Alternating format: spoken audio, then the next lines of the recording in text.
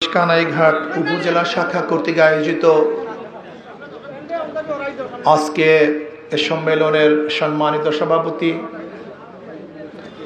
উপস্থিত কানাইঘাটের গর্ব, আপনাদের সন্তান শুধু কানাইঘাটের গর্ব না, যাকে নিয়ে আমরা বাংলাদেশের মানুষ গর্ব করি, ওলামায়ে কেরাম গর্ব করে, যাদেরকে আমরা শ্রদ্ধা এবং স্নেহ করি, মোহাব্বত এবং ভালোবাসি, সেই আপনাদের সন্তান, এই মাটির সন্তান হযরত মাওলানা রেজাউল করিম আবরার সাহেব। আসলে আপনারা তাকে চেনেন না। আপনাদের এই জমিনের মধ্যে এমন এক সন্তান জন্মগ্রহণ করেছে, যাকে নিয়ে গোটা বাংলাদেশ গর্ব করে। আমি বিশ্বাস করি, যদি আপনারা তাকে গুরুত্ব দিতে পারেন, তার মর্যাদা বুঝেন, তাহলে এই কানাইঘাটবাসী উপকৃত হবে, তারা সম্মানিত হবে। আমি রেজাউল করিম আবরারকে অনেক কাছের থেকে চিনি, অনেক ছোটবেলার থেকে চিনি। তার মেধা, তার বুদ্ধিমত্তা, তার আখলাক, তার চরিত্র, তার দূরদর্শিতা, আমি মনে করি এ দেশকে অনেক দূরে অগ্রসর করবে ইনশাআল্লাহ। এরকম এক সন্তান আপনারা উপহার দিয়েছেন, যাদেরকে নিয়ে আমরা টেকনাফ থেকে তেঁতুলিয়া পর্যন্ত সবাই গর্ব করি। আমি আপনাদের অনুরোধ করব, নিজের সন্তানদেরকে স্নেহ করতে শিখুন, মর্যাদা দিতে শিখুন। আমার নানা আমার বড় মামাকে বড় মেয়া ডাকতেন, নিজের ছেলেকে বাবা বড় মেয়া ডাকতেন। তাকে প্রশ্ন করা হয়েছে, আপনি আপনার ছেলেকে বড় মেয়া ডাকেন কেন? আমার নানা চমৎকার জবাব দিয়েছিলেন, যদি আমার ছেলেকে আমি বড় মেয়া না ডাকি, তাহলে অন্য কেউ বড় মেয়া ডাকবে না। আপনার সন্তানকে যদি আপনার শ্রদ্ধা, সম্মান, মোহাব্বত, ভালোবাসা, গুরুত্ব না দেন, তাহলে কেউ গুরুত্ব দিবে না। এই সন্তান যেমন তেমন সন্তান নয়, অনেক দামি এক সন্তান। আল্লাহ পাক হারফানের যোগ্যতা তার মধ্যে দান করেছেন। যাই হোক, কানাইঘাট আমি মনে করি ইসলামের ঘাঁটি, ওলামায়ে কেরামের ঘাঁটি। এখানে মানুষগুলি দিনদার, নেককার, ইসলাম প্রিয়, কিন্তু ইসলাম বুঝি না। সমস্যাই ইসলাম কি? আমরা অনেকে ইসলামকে অনেক পাহাড় মনে করি, বোঝা মনে করি। আচ্ছা, ইসলাম মানেই তো শান্তি, ইসলাম মানেই মুক্তি। ইসলামকে আপনাদের সামনে কিভাবে উপস্থাপন করা হয়েছে, কেন করা হয়েছে? এই যে পাশে ভারত, ওরা চায় না এখানে ইসলাম শক্তিশালী হোক। যদি ইসলাম শক্তিশালী হয়, তাহলে ওরা স্বাধীন হয়ে যাবে, আমাদের গোলাম থাকবে না। ভারত চায় ইসলাম মুক্ত এক দেশ। যদি ইসলাম মুক্ত দেশ না করা যায়, তাহলে ভারতের জন্য সংখ্যা আছে, ও জীবনভর ভয়ের মধ্যে থাকবে। অনেকেই মনে করেন আমরা ভারতের পেটের মধ্যে না, বরং ভারত আমাদের পেটের মধ্যে। ভারত আমাদের পেটের মধ্যে, আমরা কোনোদিন ভারতকে ভয় করি না। আপনারা দেখেছেন মোদি সাহেব পাকিস্তানের উপরে আক্রমণ করেছে, পাকিস্তান তার জবাব দেওয়া শুরু করেছে। জবাবটার অবস্থা বুঝেন তো? লুলু করে দিশা পাচ্ছে না, শ্রীরাম কখন করে ভুলে গেছে সবাই। যদি ঠিক মতো আল্লাহু আকবারের ধ্বনি দিয়ে আক্রমণ করি, তাহলে ভারত পালাবার জায়গা পাবে না। সুলতান মাহমুদ গজনবী রহমতুল্লাহ আলাইহি 17 বার ভারত বিজয় করেছেন। মোহাম্মদ বিন কাসিম মাত্র 5000 সৈন্য নিয়ে রাজা দাহিরের 1 লক্ষ সৈন্যের বিরুদ্ধে আক্রমণ করে বিজয় অর্জন করেছেন। 850 বছর পর্যন্ত ভারতের শাসনকর্তা আমরা ছিলাম, ওরা আমাদের গোলামি করেছে। কিন্তু আজকে ইসলাম ছেড়ে দেওয়ার কারণে আমরা গোলাম হয়েছি, ওরা মালিক হয়ে গেছে। আপনারা আবার ইসলামের পথে চলে আসুন, ইসলামকে শক্তভাবে ধরুন। আব্রাহাম লিঙ্কনের নেতৃত্ব বাদ দেন, মাও সুদুন চাই না, কার্ল মার্কস বুঝি না, কোথাকার লোক রুশও না, কোনো আন্দোলনের সংগ্রামের পাথেও তারা হবে। আমাদের নেতা হবে জনাব মুহাম্মদ রাসূলুল্লাহ সাল্লাল্লাহু আলাইহি ওয়াসাল্লাম। আমাদের আদর্শ ডেমোক্রেসি নয়, আমাদের আদর্শ সোশ্যালিজম নয়, ক্যাপিটালিজম নয়, কমিউনিজম নয়, কোন তন্ত্র মন্ত্র আমাদের আদর্শ হতে পারে না। সরদার দো আলম আলাইহিস সালাতু ওয়াস সালাম যে আদর্শ নিয়ে এসেছেন সেইটা আমাদের আদর্শ হবে। কোন নেতা আমাদের নেতা হতে পারে না। আমাদের নেতা জনাবে মুহাম্মদ রাসূলুল্লাহ সাল্লাল্লাহু আলাইহি ওয়াসাল্লাম আমাদের নেতা। আমরা তার নেতৃত্বই মানি এবং আল্লাহর কর্তৃত্ব মানি, অন্য কার কর্তৃত্ব মানি না, কাউকে নেতৃত্ব আমরা বসাতে চাই না। আমার নেতা জনাবে মুহাম্মদ রাসূলুল্লাহ সাল্লাল্লাহু আলাইহি ওয়াসাল্লাম, যে আমাদের নেতা, সে আমাদের আকা, তিনি আমাদের সব।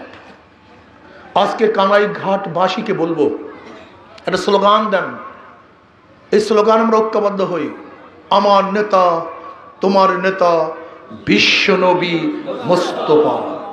আমরা সবাই নবীর সেনা, ভয় করি না বুলেট বোমা। এই স্লোগান চরমনার স্লোগান নয়, এই স্লোগান কোনো ব্যক্তির স্লোগান নয়, এই স্লোগান কোনো দলের স্লোগান নয়, এই স্লোগান হলো প্রত্যেকটা কলেমাগো মুসলমানদের স্লোগান। এই স্লোগান আমাদের সবার স্লোগান, এই স্লোগান মুসলমানদের স্লোগান।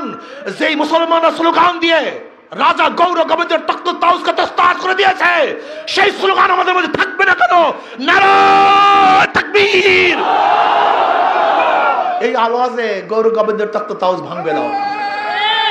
আমাদের মুসলমানদের মধ্যে সেই কণ্ঠ নাই, সেই কলিজা নাই, সেই কলম নাই, সেই অবস্থান আমাদের মধ্যে নাই, আমাদের মধ্যে সেই সাহস নাই। আজকে থেকে স্লোগান দিতে হবে, তোমার নেতা আমার নেতা বিশ্ব নবী মুস্তাফা। স্লোগান দেব, আপনার দুই হাত তুলে জোশের সাথে আওয়াজ তুলবেন। রাজি আছেন ইনশাআল্লাহ? সবাই রেডি হন, সবাই রেডি হন। দুই হাত তুলে আজকে স্লোগান দেব, তোমার নেতা আমার নেতা বিশ্ব নবী মুস্তাফা। হয় না কানাইঘাটের মানুষ? এই আওয়াজে গৌর গোবিন্দের তখ্ত তাউস ভাঙবে না, এই আওয়াজে দিল্লির মসনদ ভাঙবে না, এই আওয়াজে কাফেরদের কলিজার মধ্যে কম্পন সৃষ্টি হবে না। আওয়াজকে আরো বাড়াতে হবে, আরো হুঙ্কার বাড়তে হবে। তোমার নেতা আমার নেতা, তোমার নেতা আমার নেতা। নারায়ে তাকবীর, নারায়ে তাকবীর। আমরা সবাই রাসূল সেনা, ভয় করি না বুলেট বোমা। নারায়ে তাকবীর।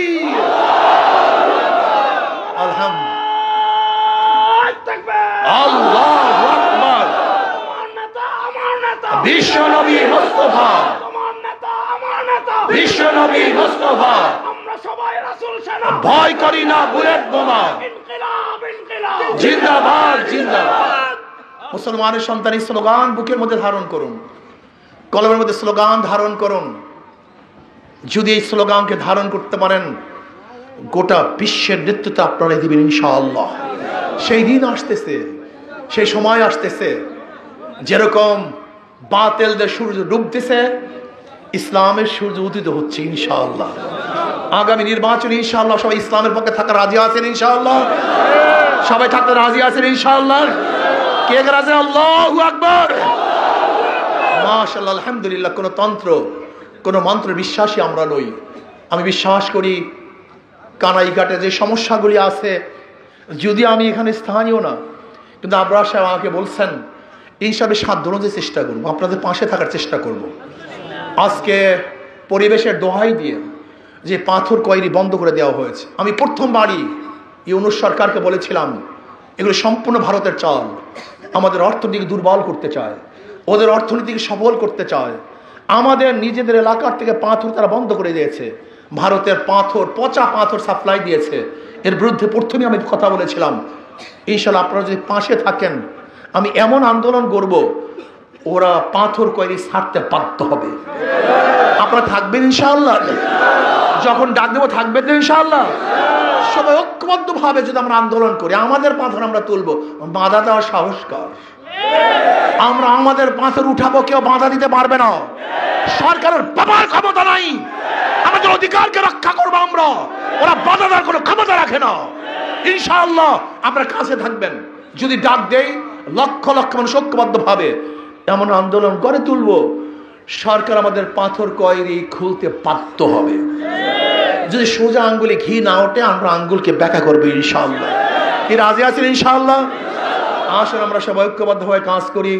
আর আপনারা জানেন ইসলামী আন্দোলন বাংলাদেশের কথায় কাজে মিল আছে, তাদের প্রতীকের সাথে মিল আছে। নৌকা নিয়ে যারা নির্বাচন করে তারা নিজেরা নৌকা চালাতে পারে না, যারা ধানের শীষে নির্বাচন করে ধান কাটতে পারে না, যারা নাঙ্গল নিয়ে নির্বাচন করে তারা নাঙ্গল বইতে, যারা গরু চাকা নিয়ে নির্বাচন করে গরুর গাড়ি চালাতে। কিন্তু ইসলামী আন্দোলন বাংলাদেশে এমন প্রতীক হাত পাখা, যে নির্বাচন করে সেও চালাতে পারে, যারা করে তারাও চালাতে পারে, পুরুষরাও চালাতে, মহিলারাও চালাতে পারে, কথা ঠিক না? শুধু কি তাই, কারেন্ট ফিল করে কিন্তু হাত পাখা ফেল করে না। শুধু কি তাই, কেউ কার মার্কা বুকে নিয়ে ঘুমায় না, কিন্তু হাত পাখা এই যে হাত পাখা এমন এক প্রতীক যে এটা বুকে নিয়ে মানুষ রাত্রে ঘুমিয়ে থাকে। এটা বুকের প্রতীক, কলিজার প্রতীক, সাথী প্রতীক। আমি বিশ্বাস করি যেরকম ইসলামী আন্দোলনের প্রথমে ইসলাম শান্তি, তার প্রতীকের মধ্যে শান্তি, তার মানুষগুলিও শান্তি। ইসলামী আন্দোলন বাংলাদেশের যে হাত পাকে বিজয় হয়, তাহলে জনগণ বিজয় হবে, এই দেশ বিজয় হবে, মানুষ বিজয় হবে, মানবতা বিজয় হবে। কাজে আসুন, সব মার্কা দেখা শেষ, হাত পাখার বাংলাদেশ। সব মার্কা দেখা শেষ, হাত পাখার মার্কা। থাকবেন তো ইনশাআল্লাহ? আছেন তো ইনশাআল্লাহ? আমরা মুনাফিক নই, যা বলি তাই করি। আল্লাহ আমাদের সবাইকে ইসলামের পক্ষে, মানবতার পক্ষে, এই দেশের পক্ষে ঐক্যবদ্ধ কাজ করার তৌফিক দান করেন। আল্লাহ